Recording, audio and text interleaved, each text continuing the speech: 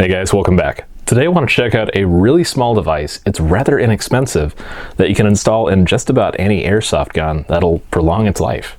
Seems like a great deal, right? Today I'm going to check out something that I've installed in this gun and several other guns, the Perun Basic MOSFET. Perun is a pretty small Polish-based company. They've done really good work in the past few years. I've seen a number of their MOSFETs. I've tried out their basic one and a couple of other ones recently, and I've been really impressed by the work they've been doing. I've been getting really good results from their products. They don't seem to have any issues that I can find, actually, and they're fairly inexpensive, which to me is a plus across the board.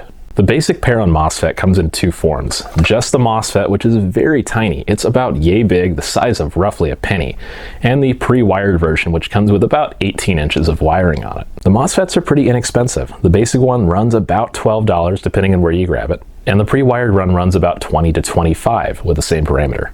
The basic Perun MOSFET comes with just the MOSFET and a sleeve of heat shrink. So you do need to supply your own wiring and everything else for it. But it's really not that tough. Wiring is pretty inexpensive, and the airsoft world very easy to find. The pre-wired one comes with literally everything you need to install it.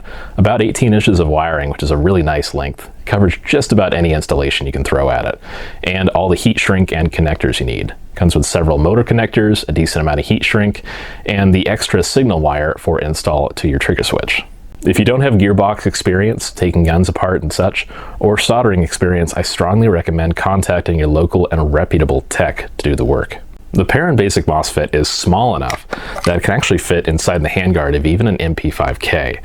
This is a Cyma OEM MP5K. It's one of their 22 versions, and it even fits the small MOSFET, the connector, and a fuse with it as well. So, pretty amazing how tiny they've gotten these things. They are able to withstand up to a 14.8 volt LiPo. A lot of websites say 17 volt, but do you really want to run anything that crazy on an airsoft gun? The FPS limit that they advertise is about 650 feet per second with a 2, so pretty much most builds you're going to throw at this thing, it can take. Lastly, they do advertise a 50 round per second limit with this MOSFET, which for most people isn't a problem. Personally, I'm probably not going to run a gun over about 30 rounds per second on the field ever. It's a lot of ammo, and I don't need to put that much down range at people.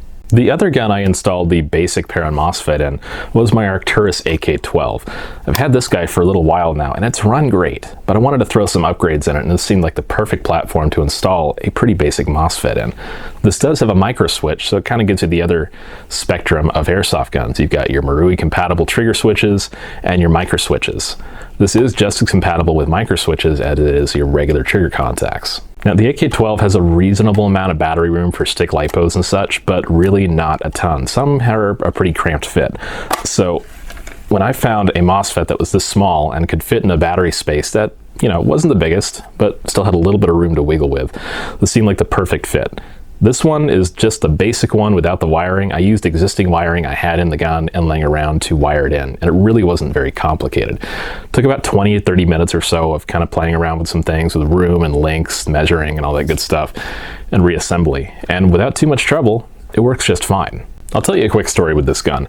I took this out to an abandoned mine in Idaho. We had a really pretty interesting game out there a few weeks back, and there's a large wall. It's about probably 50 feet tall, and me and about 3 other guys are at the top of that playing what's called rush. Everyone at the far end of the field tries to get a bomb to us at the far end of the field, and we've got all heavy weapons. Everyone else had LMGs and stuff, just spraying crazy fire at everyone, but they tried to get the bomb to the position to end the game. I've got my Arcturus AK-12, and I had about 2,000 rounds and a handful of mags on me.